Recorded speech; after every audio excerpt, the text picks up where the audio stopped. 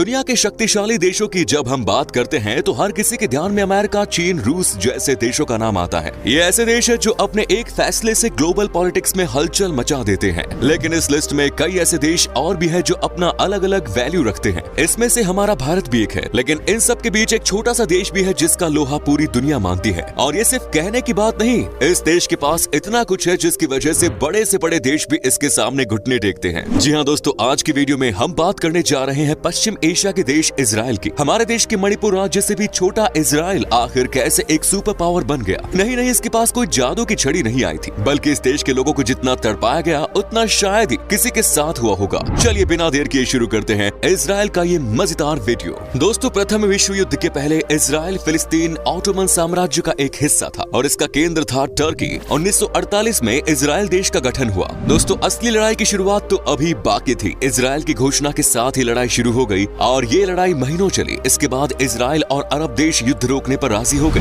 आगे चलकर इजराइल को अंतर्राष्ट्रीय स्तर पर एक देश की मान्यता मिलने लगी और ऐसे ही अस्तित्व में आया आज का इजराइल। इजराइल भूमध्य सागर के पूर्वी छोर पर स्थित है। इसका दक्षिणी छोर लाल सागर का है। पश्चिम में ये इजिप्ट से लगता है और पूर्व में जॉर्डन से। लेबनान इसके उत्तर में है और सीरिया उत्तर पूर्व में। नक्शे में अगर आप देखें तो इसके चारों तरफ दुश्मन देश ही हैं। इनमें से किसी भी देश ने इजराइल को कभी पसंद नहीं किया। दोस्तों, इस वीडियो की शुरुआत में ही हम आपको बता चुके हैं कि इजराइल क्षेत्रफल के मामले में भारत के मणिपुर से भी छोटा है। इसकी जनसंख्या भी 92 लाख के आसपास है। ये ना तो इतना बड़ा है और ना ही इसके पास खनिज का बहुत बड़ा भंडार है। मतलब सीधे कहे तो इजराइल भारत के सामने कहीं भी नहीं टिकता। लेकिन इसके बाद भी इजराइल की गिनती दुनिया के उन देशों में है जिनके पास टेक्नोलॉजी और सिक्योरिटी पावर बेहतरीन है। 1948 में इजराइल बन तो गया, लेकिन समस्या थी इजराइल के साथ कोई व्यापार नहीं करना चाहता था। इजराइल के पास उस तरह के नेचुरल रिसोर्सेज भी नहीं थे जिससे वो अपनी इकोनॉमी चला सकता था। तब वहाँ न तेल था और न ही खनिज का कोई नामो निशान।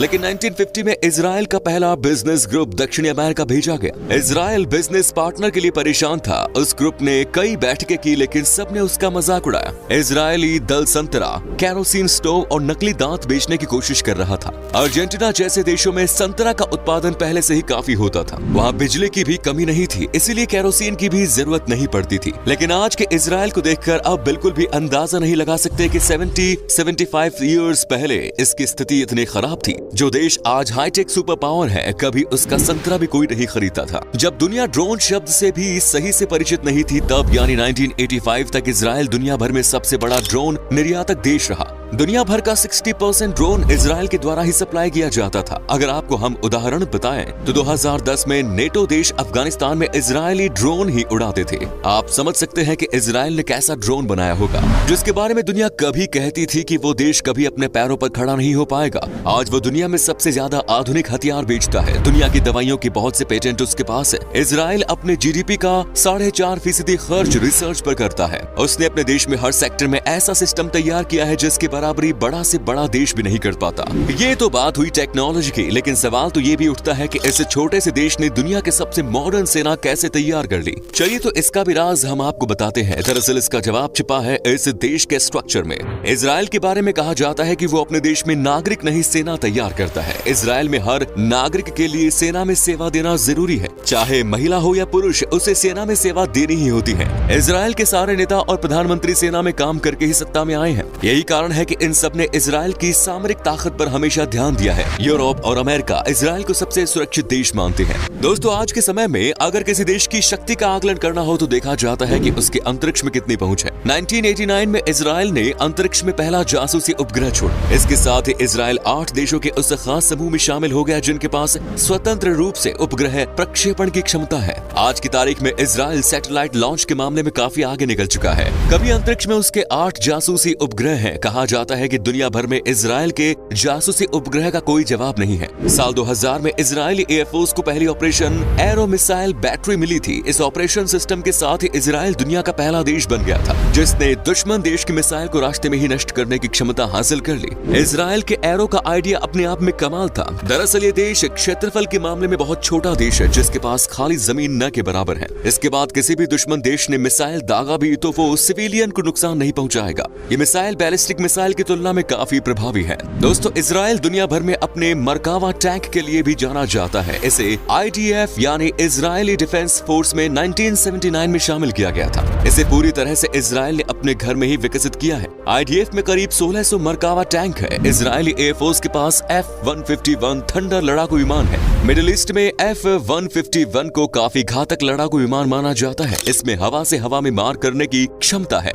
इजराइल के पास जेरिको परमाणु प्रतिरोधक क्षमता वाली मिसाइल भी है। पूरी दुनिया में इजराइल के साथ साथ हांगकांग और दक्षिण कोरिया के इकोनॉमी को सबसे स्थिर माना जाता है। ऐसा इसलिए कहा जाता है क्योंकि यहाँ महंगाई दर 0 है, जबकि बेरोजगारी ना के बराबर। इजराइल की कुल GDP 318.7 अरब डॉलर है और इसकी वृद्धि दर लगभग 4% के आसपास। इजराइल कभी भी ये एक्सेप्ट नहीं करता कि उसके पास परमाणु शक्ति है, लेकिन माना जाता है कि 1970 के आसपास ये एटॉमिक पावर हासिल कर चुका है। अमेरिका की राजधानी वॉशिंगटन में स्थित आर्म्स कंट्रोल एसोसिएशन की एक रिपोर्ट के अनुसार इजराइल के पास कुल 80 परमाणु हथियार है। यही कारण है कि इससे पंगा लेने की हिम्मत कोई नहीं कर पाता। दोस्तों, अब हम आपको बताने जा रहे हैं इजराइल के उस खासियत के बारे में जिसके बारे में जाने बगैर इजराइल को जानना अधूरा है। जी हाँ, हम बात कर रहे हैं किलिंग मशीन मोसाद की। मोसाद इजराइल की खुफिया एजेंसी है। मोसाद को सीक्रेट ऑपरेशन को अंजाम देने में दुनिया की टॉप खुफिया एजेंसी माना जाता है। मोसाद अपने दुश्मनों को उनके ही देश में घुसकर चुन चुन कर मारने के लिए जानी जाती है। दोस्तों, भारत और इजराइल आज भले ही बहुत अच्छे दोस्त थे, लेकिन भारत ने बहुत समय बाद इजराइल को मान्यता दी थी। पहले भारत किसी भी गुट में नहीं था, लेकिन उसका झुकाव सोवियत संघ की तरफ था। लेकिन सोवियत संघ के पतन के बाद भारत ने भी अमेरिका की तरफ रुख किया। उस समय ये बात बहुत फेमस थी कि अमेरिका का रास्ता इजराइल से होकर जाता है और भारत ने इसी रास्ते को चुना। इजराइल भारत के लिए 2 कारणों से काफी अहम है। एक तो उसकी टेक्नोलॉजी और आतंकवाद से लड़ने की क्षमता, और दूसरी पश्चिमी देशों में यहूदियों की तगड़ी लॉबिंग। और भारत को दोनों चीजों की जरूरत है। तो उम्मीद है आपको ये वीडियो बहुत पसंद आई होगी। तो कमेंट्स में जरूर बताएं कि कैसी लगी और इसमें कौन सी बात इजराइल की आपको सबसे अच्छी लगी। कमेंट्स में जरूर